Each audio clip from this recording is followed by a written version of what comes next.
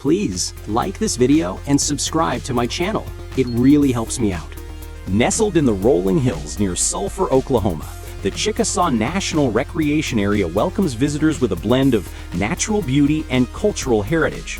Known as the Oasis of Oklahoma, its clear springs, shaded woodlands, and winding creeks create a landscape unlike anywhere else in the state. From the historic Travertine Creek to the wide waters of Lake of the Arbuckles, this park is a sanctuary. This is an unforgettable journey into one of Oklahoma's most treasured landscapes.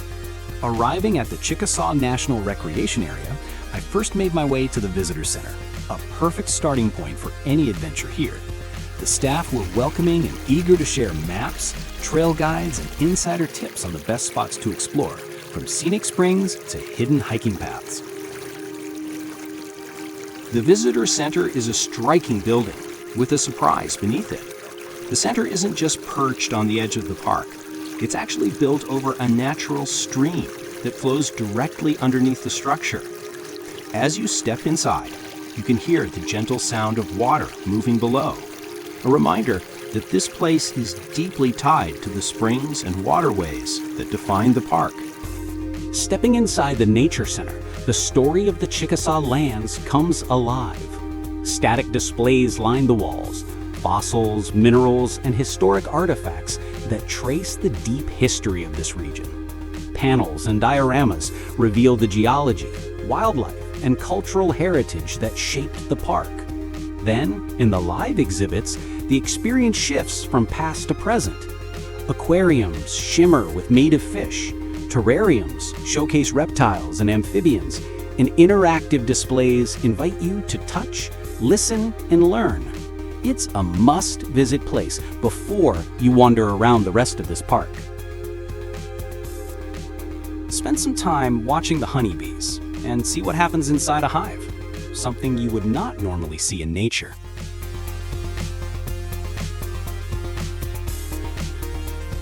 The Great Plains rat snake is a non-venomous snake native to central North America, known for its gray-tan body with brown blotches, and its role in controlling rodent populations. Despite being harmless, it vigorously shakes its tail to scare predators, often leading to mistaken identity as a rattlesnake.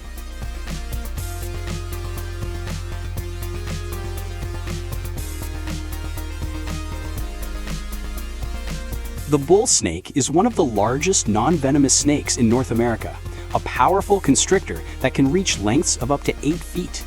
With its yellow-tan body covered in bold brown and black blotches, it moves through grasslands and prairies with perfect camouflage. Despite its fearsome reputation, the bull snake plays a vital role in the ecosystem. Pavilion Spring has long been a centerpiece of the Chickasaw National Recreation Area. Once known as the Seven Springs, its strongest vent, Big Tom, flowed at nearly 40 gallons per minute. The spring's waters rise from the Arbuckle Aquifer, where rainfall seeps into fractured limestone and dolomite before emerging enriched with minerals. This geology explains why multiple vents once converged here, creating a natural gathering place for wildlife and people alike. Standing at the pavilion today, you're witnessing more than a spring. You're seeing the living connection between rain, bedrock, and surface water that defines the park. There was a strong smell of sulfur around this outlet, as the water is rich in minerals, including sulfur. At Pavilion Spring, the water never stops flowing. Day and night, it rises from deep within the ground, bubbling steadily through limestone fractures before spilling into the open air. Just beside the spring, a display board shares the results of water testing, listing the minerals dissolved in each drop. These delicate, white, hair-like strands clinging to the rocks under the flowing water aren't plants, but colonies of sulfur-oxidizing bacteria that thrive in the mineral-rich environment. I continue my exploration of this park by crossing under one of the busy thoroughfares by using a designated underpasses for safety.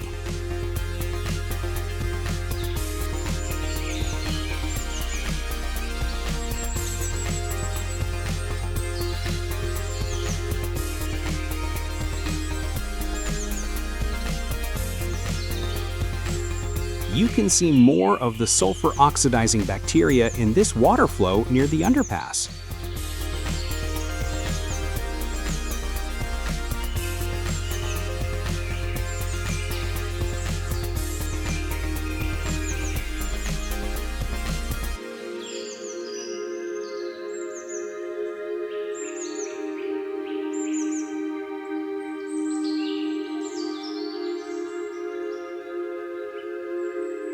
Scattered across the ground in autumn, horse apples, also known as Osage oranges, are hard, wrinkled green fruits about the size of a softball. Despite their name, they aren't edible for people or horses, but they fascinated visitors with their unusual texture and citrus-like scent. The trees that produce them, Osage orange, were once prized for their tough, flexible wood used by native peoples to craft bows. Today, horse apples are often seen as curiosities of the prairie landscape, a reminder of how even the strangest fruits can carry deep ties to history and ecology. The walk to Antelope Spring is a gentle 1.1-mile journey through shaded trails and quiet woodlands. It starts just outside the visitor center, where the sound of birds and rustling leaves accompany each step. The trail to Antelope Spring follows Travertine Creek, a clear, spring-fed stream that flows through the Chickasaw National Recreation Area.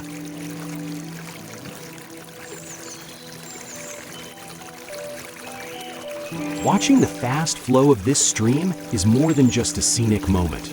It's a visible measure of the immense volume of water welling up from underground springs.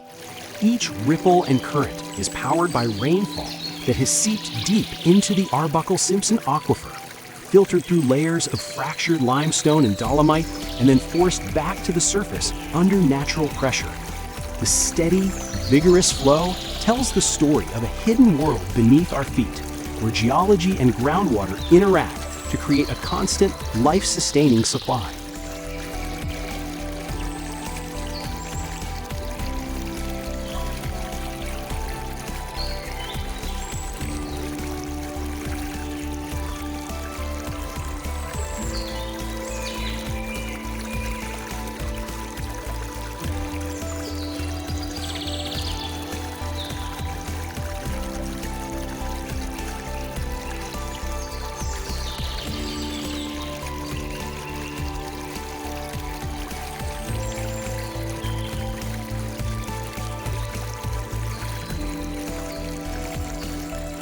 These streams and pools are the living outlets of Antelope Spring and Buffalo Spring, carrying water that has traveled unseen through the Arbuckle Simpson aquifer. Rainfall seeps into fractured limestone and dolomite, slowly filtering through layers of ancient rock before rising back to the surface. By the time it emerges here, the water is remarkably pure, its clarity a testament to the natural filtration of the underground geology. As you look into the pools, the transparency of the water reveals every stone and ripple beneath, a reminder that what flows past you is not just surface water, but the culmination of a hidden journey through the earth.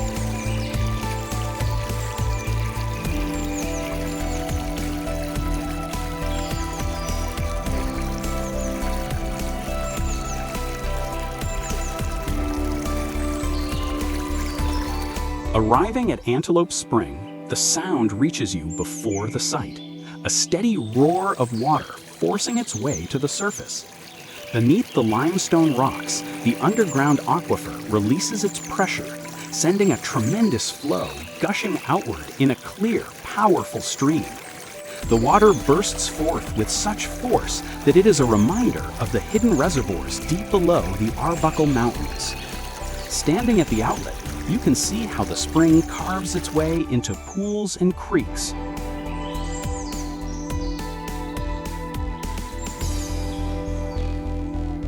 Standing on top of the mound where the water pours out, you can tell the whole spring is underground, as there is no water reservoir or source on top.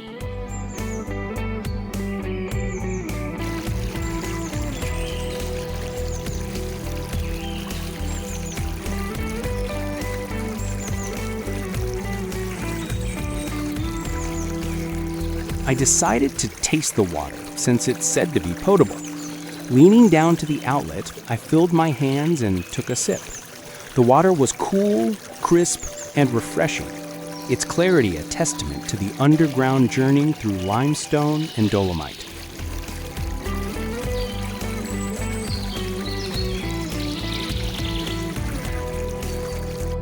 Arriving at Buffalo Spring, the sound of rushing water greets you before the spring itself comes into view. I crossed the bridge over the outlet stream and saw the tremendous flow of water coming out of the spring and flowing into the creek.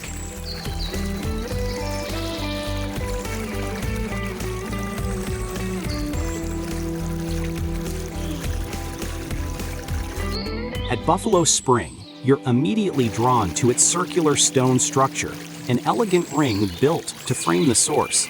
The spring bubbles with a constant flow of water from underground, its clarity revealing the force of the Arbuckle-Simpson aquifer pushing upward through fractured limestone. Standing at the edge, you can watch the water rise and spill outward, a reminder of the hidden reservoirs beneath the Arbuckle Mountains. Buffalo Spring is not just a pool, it is a window into the geology below, where the underground world meets the surface in a powerful, endless flow. This is the outlet to the circular pool, where the underground aquifer bursts into view. From the stone ring, water surges upward, spilling into the stream that winds through the park.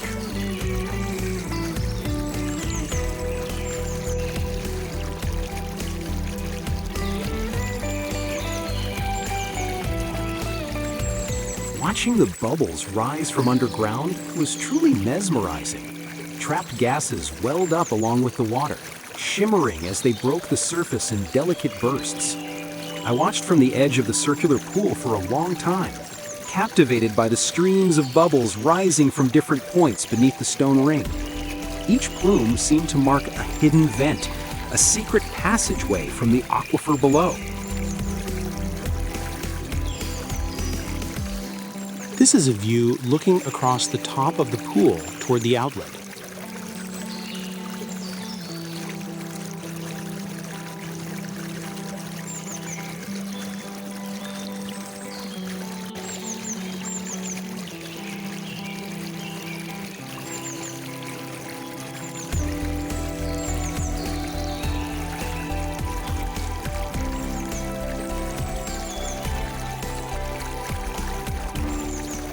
There in the distance on the left is Buffalo Spring.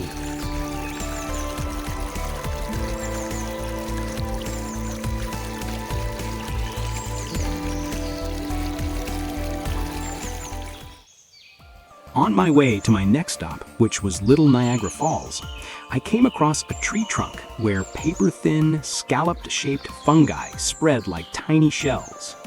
Their delicate layers cling to the bark, a reminder of how nature's recyclers quietly break down wood and return nutrients to the forest.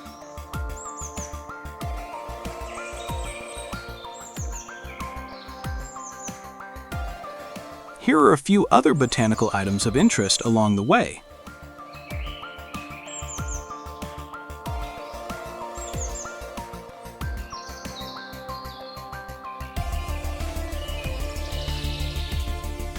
Little Niagara Falls is one of the park's most beloved spots, where Travertine Creek tumbles over a limestone ledge into a cool, inviting pool below.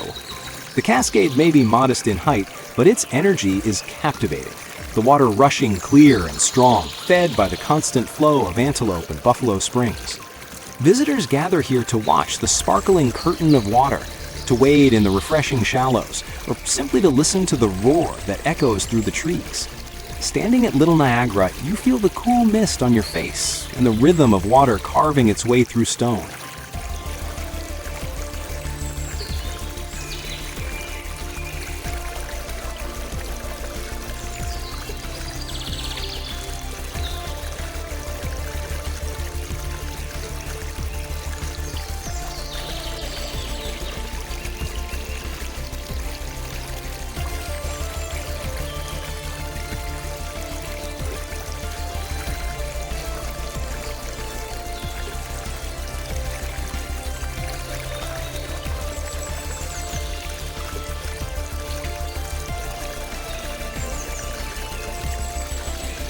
I next make my way to the famous Lincoln Bridge. Arriving at the Lincoln Bridge, you step onto the park's oldest structure, built in 1909 to honor Abraham Lincoln's centennial. Its graceful, single-arch stone bridge spans Travertine Creek, connecting the Flower Park area with the mineral springs to the south. This is the first and oldest developed structure in what was then Platte National Park. The Lincoln Bridge was built in 1909 as both a practical crossing and a commemorative monument. They're used to a wooden wagon bridge at this location, but recognizing the need for something lasting, the park's first full-time ranger, Forrest Townsley, designed a single-arch stone bridge in the Gothic Revival style. Local stonemasons laid each block by hand, shaping the graceful arch that still spans the creek today. More than a century later, the Lincoln Bridge remains the oldest structure in the park, a testament to early conservation efforts and the vision of those who sought to blend utility with heritage.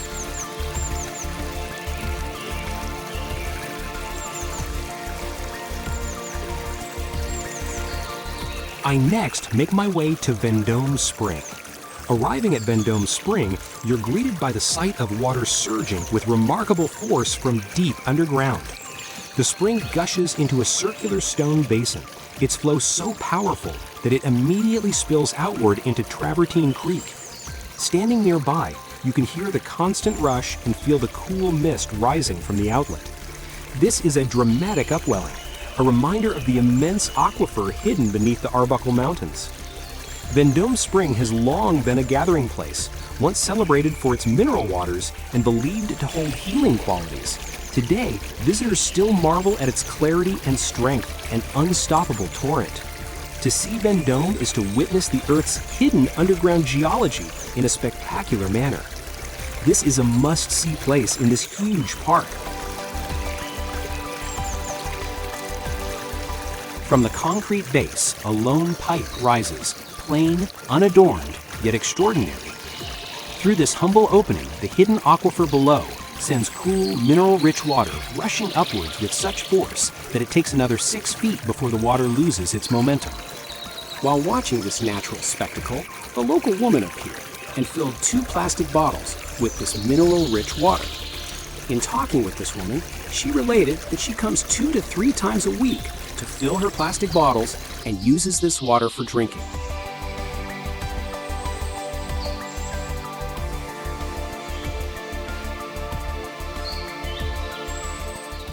On my way home, I passed a farm where the farmer had dressed some hay bales into a couple of minions. Very cute and clever.